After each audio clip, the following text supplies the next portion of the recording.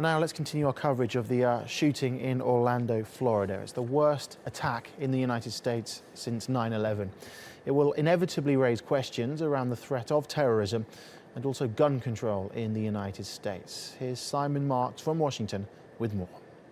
As the investigation continues into the horrific events in Florida, there are now questions mounting up for the FBI and for the Obama administration following the revelation that Omar Mateen, the gunman who killed 50 people at the Pulse nightclub in Orlando during a 3-hour rampage in the early hours of Sunday morning, had been interviewed by the FBI twice, once in 2013 and once in 2014. On both occasions, as a result of reports of suspected activity tied to radical Islamist organizations and groups. The FBI says that on both occasions, they concluded that there was insufficient evidence to take the matter further, and therefore the investigations into his activities were closed. It's now known that he purchased 2 handguns and a long gun that were used in the attack on the nightclub within the last 2 weeks. And questions are also being asked about how that could possibly have been permitted,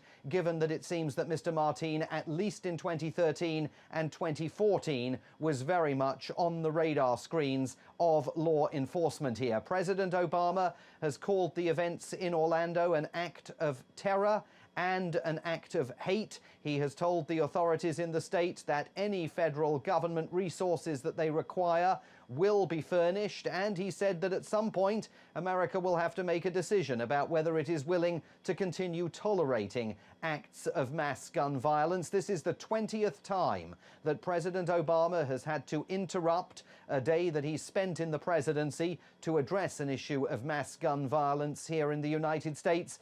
But with 50 people dead and more than 50 others fighting gunshot wounds in hospital, this is far and away the most serious example of gun violence in the United States in American history.